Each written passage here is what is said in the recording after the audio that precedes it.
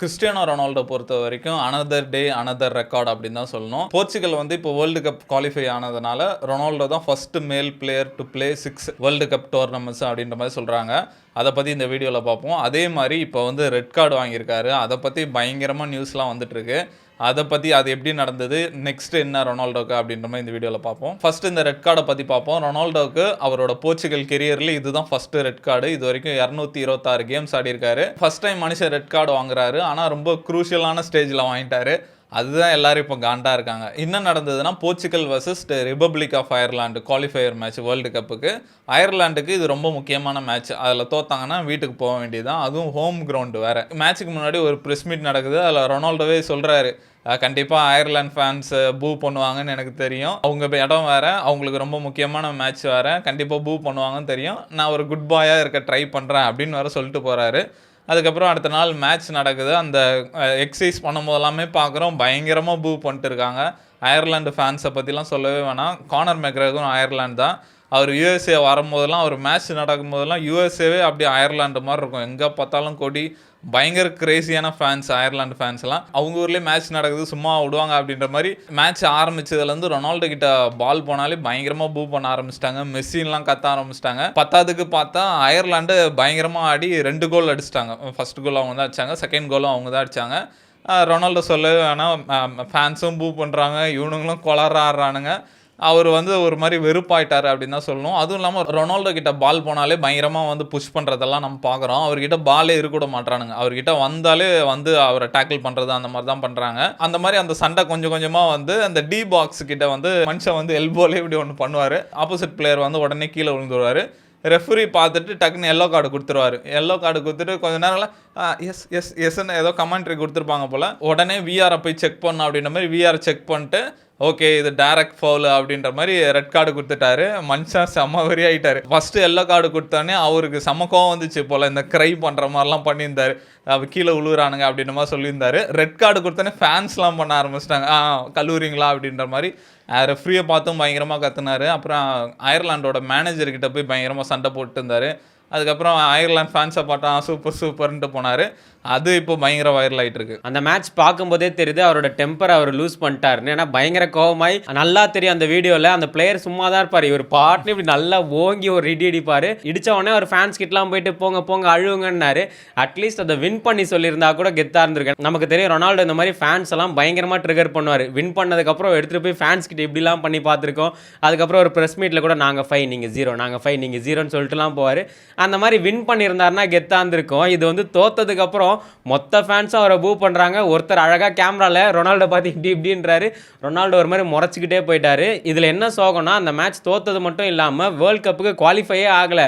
Last ஒரு match வரைக்கும் பயமாகவே இருந்தது. ஆஹா போர்ச்சுகல் போகுமா இல்லையான்னு வேறு தெரில. ஏன்னா ரெட் கார்டு கொடுத்துட்டா நெக்ஸ்ட் மேட்ச் ஆடக்கூடாது. ரொனால்டோ வேறு இல்லை. போர்ச்சுகல் ஃபேன்ஸ்லாம் செம்ம பயமாயிடுச்சு. ரொனால்டோட ஆசை முடிஞ்சிடுச்சுன்ற மாதிரி தான் இருந்தது. அதுக்கப்புறம் ரொனால்டோ மேட்ச்சை விட்டு போயிட்டாரு. 10 பிளேயரோட ஆடினாங்க. நிறைய கிரிட்டிக் சொல்கிறது என்னன்னா, ரொனால்டோ இல்லாமலே டீம் ரொம்ப நல்லா ஆடுது அப்படின்ற மாதிரி தான் சொல்கிறாங்க. அதுக்கப்புறம் தான் டிபேட் ஆரம்பிச்சிச்சு, ரொனால்டோ பண்ணது கரெக்டாக தப்பா அப்படின்ற மாதிரி. போர்ச்சுகலோட மேனேஜர் ரொபர்ட்டோ மார்டினியஸ் வந்து அவரே சொல்லியிருந்தாரு, 226 கேம் ஆடி இருக்காரு, ஃபர்ஸ்ட் ரெட் கார்டு வாங்குறாரு, கண்டிப்பாக அவருக்கு நம்ம கிரெடிட் கொடுக்கணும், இந்த அளவுக்கு எடுத்துகிட்டு வந்திருக்காரு அப்படின்ற மாதிரி அவர் சொல்லியிருக்காரு. ஆனால் போர்ச்சுகலோட மேகசின்லலாம் ரொனால்டோ போட்டு கிளின்னு கிழிச்சிட்டாங்க. இந்த மாதிரி வேர்ல்டு கப் டைமில் வந்து இந்த மாதிரி அசால்ட்டாக ரெட் கார்டு வாங்கிட்டு இருக்காரு, ஒரு கேப்டன்சிக்கான பொறுப்பே இல்லை அப்படின்ற மாதிரி பயங்கரமாக இது பண்ண ஆரம்பிச்சிட்டாங்க. இப்போ எல்லாருக்கும் கேள்வியே வந்து, ரொனால்டோ எத்தனை மேட்ச் வந்து சஸ்பெண்ட் ஆவார் அப்படின்ற மாதிரி தான். ரெட் கார்டு கொடுத்தா கண்டிப்பாக ஒரு மேட்ச் வந்து கம்பல்சரி சஸ்பெண்ட் ஆகிடுவாங்க. அதுக்கப்புறம் FIFA டிசிப்ளினரி கமிட்டி வந்து அவங்கள ரிவ்யூ பண்ணுவாங்க, எந்த அளவுக்கு ஃபவுல் பண்ணியிருக்காங்க அப்படின்ற மாதிரி. ரொம்ப வயலன்ஸில் ஈடுபட்டிருந்தால் 2 நாள்லேருந்து 3 நாள் வரைக்கும் சஸ்பென்ஷன் கிடைக்கும் அப்படின்ற மாதிரி சொல்கிறாங்க. சப்போஸ் போர்ச்சுகல் வந்து அப்பீலுக்கு போனால் 3 நாள்ன்றது வந்து 2 நாளாக குறையும் அப்படின்ற மாதிரி இப்போ ஒரு டிபேட் போயிட்டுருக்கு. எப்படி பார்த்தாலும் ரொனால்டோ வந்து ஃபர்ஸ்ட் கேம் மிஸ் ஆகிடுவார் அப்படின்ற மாதிரி தான் இருக்குது. இந்த மாதிரி நடந்துட்டு இருக்கும்போது ரொனால்டோ ஃபேன்ஸில் இன்னொரு பக்கம் என்ன சொல்லிட்டாங்க, அடுத்த match Portugal versus Armenia match வந்து போர்ச்சுகல் தோக்கணும், தோத்துட்டா நம்மளுக்கு இன்னும் 2 மேட்ச் கிடைக்கும், அந்த இதில் வந்து ரொனால்டோ சஸ்பென்ஷன் முடிஞ்சிடும், வேர்ல்டு கப் ஆடுவார் அப்படின்ற மாதிரி அவனுங்க ஒரு பக்கம் சொல்ல ஆரம்பிச்சிட்டானுங்க.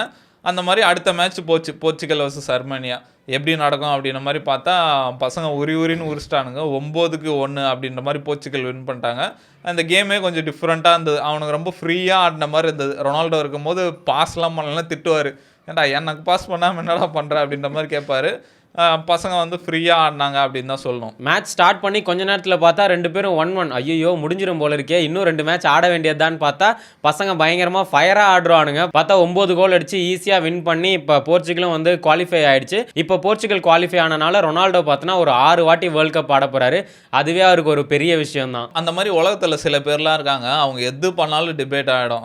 ட்ரம்ப்பு சொல்லலாம், எலான் மாஸ் சொல்லலாம். அந்த மாதிரி கிறிஸ்டியானோ ரொனால்டோ அவர் வந்து அந்த மேட்ச்சுக்கு வரல. அது ஒரு பெரிய டிபேட் ஆயிடுச்சு. எதுக்கு அவர் மேட்ச்சுக்கு வரல? என்னதான் இருந்தாலும் ரெட் கார்டு வாங்கினாலும் அவர் ஒரு கேப்டன்சி பொறுப்பில் இருக்காரு. 2016 யூரோப் கப் வந்து ஃபைனல் மேட்ச் அடிபட்டு வெளியே போயிட்டாரு. கால் ரெடி பண்ணிட்டு வந்து கமான்னாரு. அந்த மாதிரி இருந்தார். அதுக்கப்புறம் சவுதி வந்து இதுக்கு முன்னாடி பேன் பண்ணியிருக்காங்க. இப்படி பண்ணுவார், அதுக்கு பேன் பண்ணியிருக்காங்க. அந்த மேட்ச்லாம் வந்து உட்காந்து பார்த்தாரு. லலிகால பேன் பண்ணியிருக்காங்க. அதெல்லாம் உட்காந்து பார்த்தாரு. போர்ச்சுகலுக்கு இம்பார்ட்டன்ட் மேட்ச் ஏன் வரல அப்படின்ற மாதிரி இப்போ நிறைய டிபேட் வர ஆரம்பிச்சிச்சு. சில பேர் என்ன சொல்கிறாங்கன்னா, போர்ச்சுகலோட மேனேஜர் ரொபர்ட்டோ மார்டினேஸ் வந்து அவர் ஸ்குவாட்லேருந்து ரிலீஸ் பண்ணி விட்டார் ரெட் கார்டு வாங்கினதுனால அப்படின்னு சொல்கிறாங்க. நிறைய பேர் சொல்கிறது என்னென்னா, ரொனால்டோலாம் போர்ச்சுகலோட பெரிய ஆள், அவரெல்லாம் ஸ்குவாட்லேருந்துலாம் அவ்வளோ சீக்கிரம் எடுக்க முடியாது. இப்போ ரொனால்டோ, மெஸ்ஸி அவங்களோட ட்ரெஸ்ஸிங் ரூம் பாலிடிக்ஸ்லாம் வேறு மாதிரி இருக்கும். அவங்களெல்லாம் யாரும் அமுச்சு விட முடியாது. அவங்க தான் முடிவு பண்ணுவாங்க, இருக்கணும் இருக்கக்கூடாது அப்படின்ற மாதிரி. அவர் தான் முடிவு பண்ணியிருப்பாரு அப்படின்ற மாதிரி சொல்கிறாங்க. நானும் அப்படி தான் நினைக்கிறேன். ரீசெண்டாக ரொனால்டோ அவர் கொடுத்த இன்டர்வியூலேயே சொல்லியிருப்பாரு, உங்கள் பர்த்டே வந்து நல்லா இருக்கணும்னா என்னை கூப்பிடாதீங்க அப்படின்ற மாதிரி சொல்லுவார். நான் வந்து அது சர்க்கஸாக மாறும் அப்படின்னு சொல்லுவார். ஒரு வேளை அவர் ரெட் கார்டு வாங்கியிருக்காரு, இப்போ ஹெட்லைன்ஸில் அவர் தான் இருக்கார், ஏதாவது ஒன்று பண்ணிகிட்ருப்பாங்க, போர்ச்சுகல் வந்து ஃப்ரீயாக ஆடட்டும் அப்படின்ற மாதிரி அவர் நான் வரல அப்படின்னு முடிவு பண்ணிட்டாரா என்னன்னு தெரில. மேபி வேறு ஏதாவது கோவமாக இருக்குமான்னு கூட தெரில. இப்போ வேர்ல்ட் கப் மேட்ச்சே சூடு பிடிக்க ஆரம்பிச்சிச்சு. முக்கால்வாசி டீம் வந்து குவாலிஃபை ஆயிடுச்சு. நேற்று கூட பார்த்தோன்னா இந்த நார்வே 1998க்கு அப்புறம் வந்து இப்போ தான் அவங்க வேர்ல்ட் கப்புக்கு குவாலிஃபையாக ஆயிருக்காங்க. இப்போ வேர்ல்ட் கப் டேட்ஸுமே சொல்லிட்டாங்க. ஜூன் மாதம் 15 ஆரம்பிக்குது. ஃபைனல் வந்து ஜூலை மாதம் 15 2026. இன்னும் கொஞ்சம் ஸ்டெப்ஸ் தான் இருக்குது. ரொனால்டோ, மெஸ்ஸி எல்லாருக்குமே அவங்க ரிட்டையரும் ஆக போகிறாங்க. யார் கடைசியாக அந்த வேர்ல்ட் கப் வாங்க போகிறாங்கன்னு தெரில. அதுவும் இல்லாமல் வெயிட்டான டீம் எல்லாமே இருக்குது. ஜெர்மனி இருக்குது, ஸ்பெயின் இருக்குது, ஃப்ரான்ஸ் இருக்குது, போர்ச்சுகல், அர்ஜென்டினா, இந்த மாதிரி வெயிட்டான டீம் இருக்குது. அதே மாதிரி பார்த்தோன்னா இந்த வேர்ல்ட் கப்லேயே ஸ்பெஷல் வந்து மெஸ்ஸியும் ரொனால்டோ தான். அவங்க 2 பேருமே வந்து 6 வேர்ல்ட் கப்ஸ் ஆடி இருக்காங்க.